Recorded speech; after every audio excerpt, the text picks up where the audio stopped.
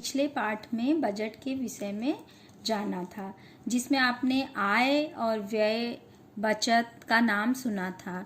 तो बच्चों, सबसे पहले ये जानते हैं आज हम लोग कि आय क्या है। तो अब हम लोग पाठ स्टार्ट करते हैं। पाठ का नाम है आय, व्यय और बचत, डाक खाना और बैंक के माध्यम से। तो सबसे पहले आय का अर्थ पढ़ेंगे हम लोग। परिवार एक ऐसा स्थान होता है बच्चों, जहाँ परिवार के सभी सदस्यों की विभिन्न प्रकार की आवश्यकताओं को नियमित रूप से पूरा किया जाता है।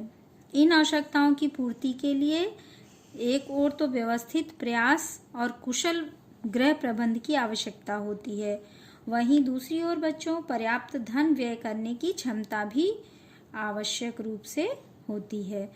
इसके धन व्यय करने के लिए आय का होना बहुत ही आवश्यक है।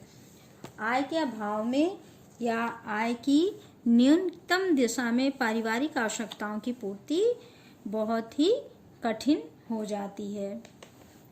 अतः आय और व्यय में संतुलन बनाकर अधिक से अधिक पारिवारिक आवश्यकताओं की पूर्ति करना ही सफल गृह प्रबंध का प्रमाण है।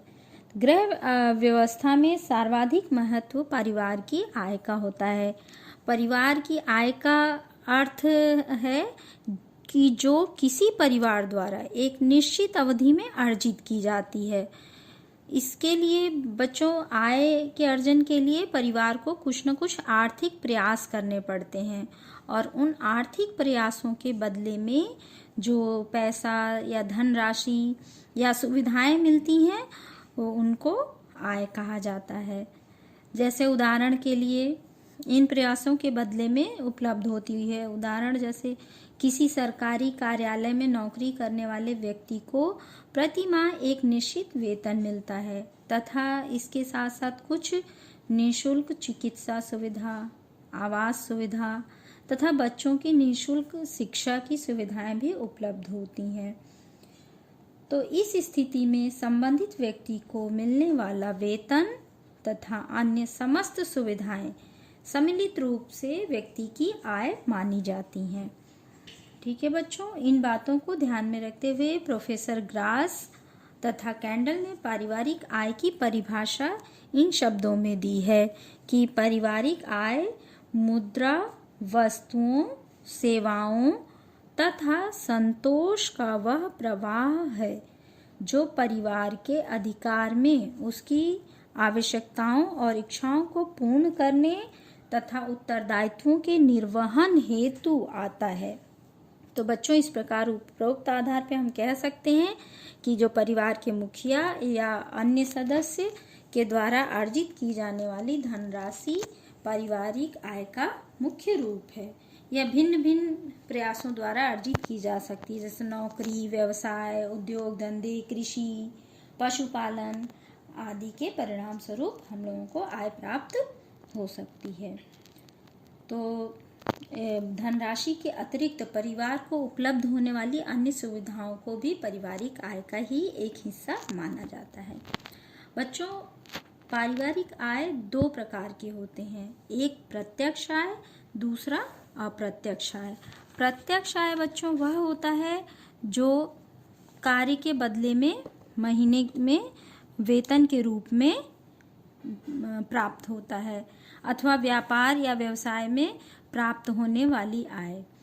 इसको मुख्य रूप से अतिरिक्त परिवार को प्राप्त होने वाले ब्याज तथा किसी भवन आदि से प्राप्त होने वाले किराए की धनराशि को भी प्रत्यक्ष आय में शामिल किया जाता है। और दूसरा जो अप्रत्यक्ष आय है, यह मुद्रा या धन के रूप में प्राप्त नहीं होता, बल्कि अप्रत्यक्ष आय वास्तव में कुछ सुविधाएं होती हैं जो हम लोगों को आर्थिक प्रयासों के बदले में प्राप्त होती हैं। ये सुविधाएं नकद या वेतन के अलावा होती हैं, जैसे रहने के लिए आवास सुविधा, चिकित्सा सुविधा, वाहन सुविधा, निःशुल्क शिक्षा संबंधी सुविधा। बच्चों, इन पर होने वाले जो खर्च होते हैं व्यक्ति के, वो बच जाते हैं, इसलिए इन सुविधाओं को अप्रत्यक्ष आय माना जाता है। हमारे देश में अप्रत्यक्ष आय या इन सुविधाओं को बहुत पसंद किया जाता है, क्योंकि हमारे देश में आयकर कानून के अंतर्गत अप्रत्यक्ष आय अर्थात प्राप्त होने वाली सुविधाओं पर किसी भी प्रकार का आयकर या इनकम टैक्स नहीं देना पड़ता। अब बच्चों, पारिवारिक आय के मुख्य स्रोत कौन कौन से हो सकते हैं? तो पारिवारिक आय के निम्नलिखित स्रोत होते हैं। पहला है वेतन। हमारे आधुनिक समाज में कार्य के बदले में वेतन देने का बहुत ही प्रचलन है। समस्त सरकारी अथवा प्राइवेट या गैर सरकारी कार्यालयों में एवं स्थानों में अपने कर्मचारियों को नकद वेतन देने का ही प्रावधान है। इससे मिलने वाला वेतन पारिवारिक आय का एक मुख्य स्रोत माना जाता है। दूसरा है मजदूरी। आय का दूसरा स्रोत दैनिक मजदूरी भी हो सकती है। सामान्य रूप से बच्चों, यह शारीरिक श्रम या कार्यों के बदले में जो धन प्राप्त होती है उस आय को मजदूरी कहते हैं। हमारे देश में बहुत सारे लोग मजदूरी का कार्य करते हैं। इसमें मजदूरी के माध्यम से पुरुष, स्त्रियां तथा बच्चे सभी अपनी योग्यता एवं कार्य क्षमता के अनुसार आय प्राप्त कर सकते हैं।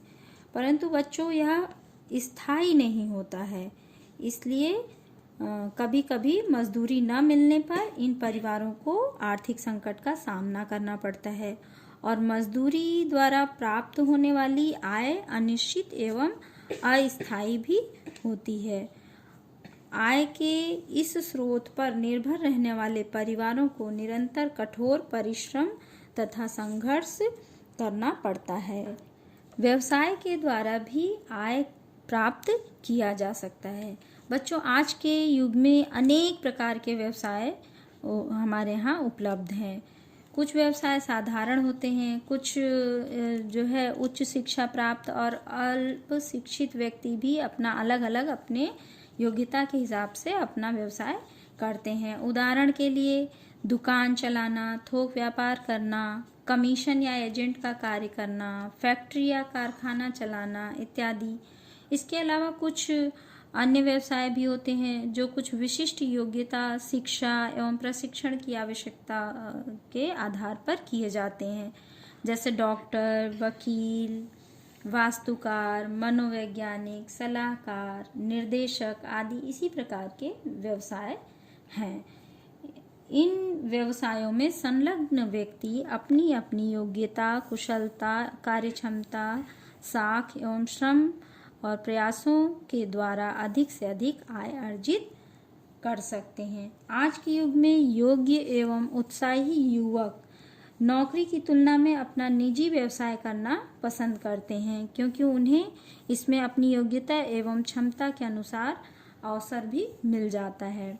फिर है बच्चों उद्योग धंधे, घरेलू उद्योग धंधे। कुछ परिवार आय के स्रोत के रूप में घरेलू उद्योग धंधों को अपनाते हैं। ये अनेक प्रकार के होते हैं। अनेक प्रकार के उद्योग धंधों को आय के स्रोत के रूप में ग्रामीण क्षेत्रों में भी अपनाया जाता है और नगरीय क्षेत्रों में भी अपनाया जाता है। परंतु बच्चों, दोनों क्षेत्रों में अपनाए जाने वाले उद्योग धंधों का स्वरूप प्रायः भिन्न भिन्न होता है। ग्रामीण क्षेत्रों में प्रायः लोग पशुपालन, मुर्गी पालन, मधुमक्खी पालन, टोकरियां बनाना, रस्सी बनाना जैसे अनेक कार्यों को घरेलू उद्योग धंधों के रूप में अपनाकर करते हैं और उनसे आय प्राप्त करते हैं। जबकि इसके अलावा विभिन्न नगरीय क्षेत्रों में रहने वाले परिवारों के द्वारा सिलाई, कढ़ाई संबंधी कार्य, अचार बनाना, चटनी बनाना आदि जो है और मुर्गी पालन, चूजे पालन आदि कार्यों को भी घरेलू उद्योग धंधों के रूप में अपनाते हैं और इनको अपना करके अपना आय अर्जित करते हैं। तो इस तरह से बच्चों, घरेलू उद्योग धंधों का आय का एक उत्तम स्रोत माना जाता है और निश्चित रूप से ये बात कही जा सकती है कि पारिवारिक आय की आर्थिक स्थिति को सुधारने और रहन सहन के स्तर को उन्नत बनाने के लिए भी इनको अपनाया जा सकता है। कृषि कार्य। कृषि कार्य के द्वारा भी बच्चों आय का अर्जन किया जाता है। हमारे यहाँ की अधिकांश जनता गांव से संबंध रखती है, जिसके कारण ज़्यादातर लोग खेती को अपने जीविकापार्जन का साधन बना लेते हैं। हमारे यहाँ इसमें भी दो श्रेणियां हैं। पहली वह श्रेणी जो कृषि योग्य भूमि के मालिक हैं अर्थात स्वामी हैं और अपनी भूमि पर स्वयं कृषि या खेती का कार्य करते हैं और उनको जो फसलें उगती हैं उनको बेच करके उसका पूरा लाभ प्राप्त करते हैं। जबकि दूसरे श्रेणी के लोग वो हैं जिनकी अपनी भूमि नहीं होती, परंतु वो दूसरों की भूमि पे कार्य करके बदले में नकद मजदूरी या फसल के उत्पादन में अपना हिस्सा प्राप्त करते हैं। पर बच्चों, कृषि कार्य भी पूर्णकालिक व्यवसाय नहीं है। वर्ष में कुछ समय खेती का कार्य होता है और कभी कभी कुछ ऐसा समय भी होता है जब खेती नहीं की जाती है, तो इसमें होने वाली जो आय है वो निश्चित नहीं होती। तो फिर भी आप खेती के या कृषि कार्य के माध्यम से अपनी आय बना सकते हैं। पशुपालन को भी विश्व के सभी देशों में आय के स्रोत के रूप में अपनाया जाता है। पशुपालन आय का एक पारंपरिक स्रोत है। पशुपालन के व्यवसाय में भी कई तरह से आय प्राप्त किया जा सकता है। पहला तो ये है कि पशुओं का पालन करें और उससे जो दूध प्राप्त होता है उनको बेच करके और उनसे आय का अर्जन किया जा सकता है। इस प्रकार के पशुओं में गाय, भैंस, भेड़, बकरी या दूध देने वाले पशु होते हैं। दूसरा प्रयोजन होता है जिनका कि पशुओं का मांस बेच करके आय प्राप्त किया जाता है, जैसे मुर्गी पालन करना, भेड़, बकरी, सूअर आदि। इन पशुओं को इसी प्रयोजन से पाला जाता है कि इनको बेच करके या इनका मांस बेच करके आय का अर्जन होता है। आजकल मुर्गी पालन और मछली पालन का उद्देश्य मांस एवं अंडे प्राप्त कर बेचना ही है। ब्याज से प्राप्त आय। पारिवारिक आय का एक स्रोत ब्याज भी है। पहले से बचत किए हुए धन पर ब्याज अर्जित किया जा सकता है। यह ब्याज बैंक, डाकघर, यूटीआई, विभिन्न प्रकार की कंपनियों तथा अन्य स्रोतों से प्राप्त होता है। इस प्रकार की आय उन लोगों की हो सकती है जिनके पास काफी सारा धन पहले से संचित होता है। उपहार और भेंट द्वारा प्राप्त आय। बच्चों, परिवार को समय समय पर मिलने वाले उपहारों और भेंटों को भी आय में सम्मिलित किया जाता है। हमारे देश में विभिन्न अवसरों पर जैसे जन्म दिवस, मुंडन संस्कार, जनेऊ संस्कार, नामकरण, कान छेदन, विवाह आदि के अवसर पर उपहार देने की प्रथा है। इन उपहारों को भी पारिवारिक आय का एक स्रोत माना जाता है। फिर है पेंशन की आय। पारिवारिक आय का स्रोत पेंशन भी है। यदि परिवार का कोई सदस्य किसी कार्यालय में से रिटायरमेंट हो जाता है उसका या अवकाश प्राप्त कर लेता है, तो उससे मिलने वाली पेंशन को भी पारिवारिक आय का एक स्रोत माना जाता है। पेंशन भी वेतन के समान प्रति माह प्राप्त होती है और वृद्ध व्यक्तियों के लिए पेंशन आत्मनिर्भरता का बोध कराती है और साथ ही यह पारिवारिक आय में वृद्धि भी करती है। बच्चों, पारिवारिक आय के बाद हम लोग पारिवारिक व्यय के बारे में जानेंगे। पारिवारिक व्यय। परिवार में आय के साथ साथ व्यय का भी समान रूप से महत्व है। आय के रूप में जो धन अर्जित किया जाता है उसको अपनी आवश्यकताओं की पूर्ति के लिए जब परिवार व्यय करता है तो व्यय का अधिकार प्राप्त करता है। इस प्रकार हम पारिवारिक आवश्यकताओं की पूर्ति के लिए व्यय करते हैं, जो कि पारिवारिक व्यय कहलाता है। पारिवारिक व्यय की परिभाषा। बच्चों, किसी निश्चित अवधि में संबंधित परिवार के द्वारा अर्जित आय के उस अंश को पारिवारिक व्यय माना जा सकता है जो परिवार के सदस्यों की विभिन्न आवश्यकताओं की पूर्ति के लिए व्यय हुआ है। ये पारिवारिक आवश्यकताएं अनेक प्रकार की होती हैं, अतः उन पर खर्च किए जाने वाला व्यय को भी हम 4 भागों में बांट सकते हैं। पहला है निश्चित व्यय।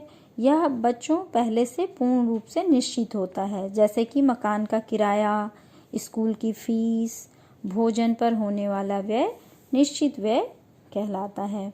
दूसरा अर्ध निश्चित व्यय। इन पर प्रति माह खर्च करना तो निश्चित होता है, परंतु ये घट भी जाते हैं और बढ़ भी सकते हैं।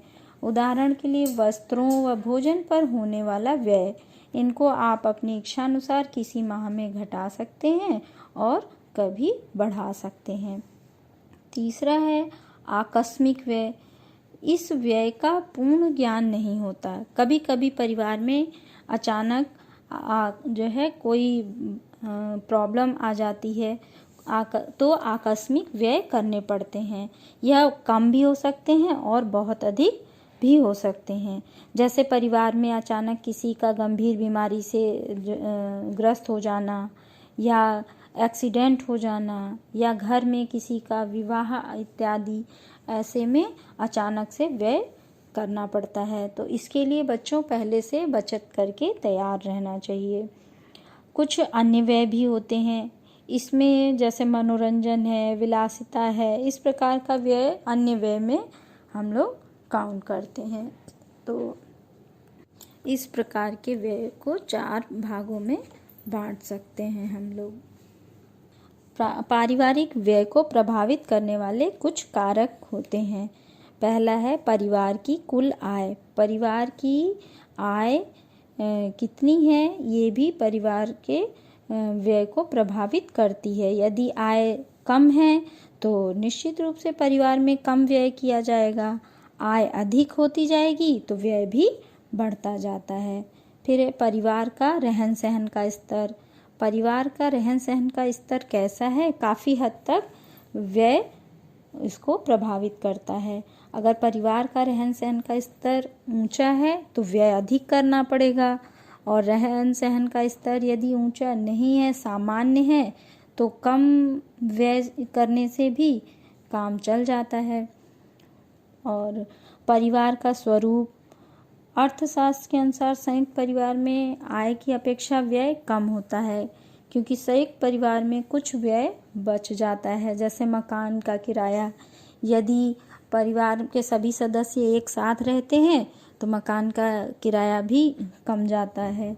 इसी प्रकार प्रकाश, ईंधन, नौकर आदि। परंतु यदि एकाकी परिवार की आय सीमित है तथा व्यय अधिक होते हैं। आवासीय क्षेत्र या रहने का स्थान भी पारिवारिक व्यय को प्रभावित करता है। ग्रामीण परिवार का व्यय नगरीय परिवारों की अपेक्षा बहुत कम होता है। ग्रामीण परिवार अनावश्यक खर्च से बच जाता है, जबकि शहरों में रहने वाले परिवारों को मकान का किराया अधिक देना पड़ता है और अपने रहन सहन के स्तर को भी ऊंचा बनाए रखने का प्रयास करना पड़ता है, इसलिए शहरों में अधिक खर्च होता है। परिवार का व्यक्तिगत व्यवसाय। पारिवारिक आय का कुछ भाग व्यक्तिगत व्यवसाय पर भी खर्च करना पड़ जाता है, अगर उसे अपना व्यवसाय सुचारू रूप से चलाना हो। तो बच्चों, जैसे डॉक्टर हैं, इनको क्लिनिक बनाना है तो उनका खर्च भी करना पड़ेगा उनको। वकील हैं तो उनको अपना लाइब्रेरी या पुस्तकालय बनाना पड़ता है, इन पे भी काफ़ी सारा धन खर्च करना पड़ता है, परंतु उनसे आय भी होती है। अतः परिवार के मुखिया तथा अन्य सदस्यों का व्यवसाय पारिवारिक व्यय को प्रभावित करने वाला एक महत्वपूर्ण कारक है। इसके अतिरिक्त परिवार में बच्चों की संख्या एवं उन पर होने वाला व्यय भी पारिवारिक व्यय को प्रभावित करता है। ऐसा परिवार जिसमें बच्चों की संख्या ज़्यादा होगी तो जाहिर सी बात है कि उनको अधिक खर्च करना पड़ेगा। अगर परिवार में बच्चों की संख्या कम होगी तो खर्च भी कम करना पड़ेगा। और फिर जैसे जैसे बच्चों की आयु बढ़ती चली जाती है उन पर होने वाला व्यय भी बढ़ता चला जाता है, क्योंकि शिक्षा एवं स्वास्थ्य पे अधिक खर्च करना पड़ता है। और अगर परिवार में ज़्यादा बेटियां होती हैं तो उनके विवाह पर भी अधिक व्यय करना पड़ता है। सामाजिक एवं धार्मिक परंपराएं। बच्चों, हमारे यहाँ कुछ धार्मिक परंपराएं भी हैं जिन पे विभिन्न प्रकार के अनुष्ठानों पे खर्च करना पड़ता है। अतः ये जो पारिवारिक आय का कुछ भाग सामाजिक व धार्मिक रीति रिवाज पे खर्च किया जाता है, ये भी पारिवारिक व्यय को प्रभावित करता है। इसके अलावा बच्चों, गृहिणी की दक्षता भी पारिवारिक व्यय को बहुत प्रभावित करती है। पारिवारिक बजट बनाने तथा नियंत्रित करने में गृहिणी की बहुत ही महत्वपूर्ण भूमिका होती है।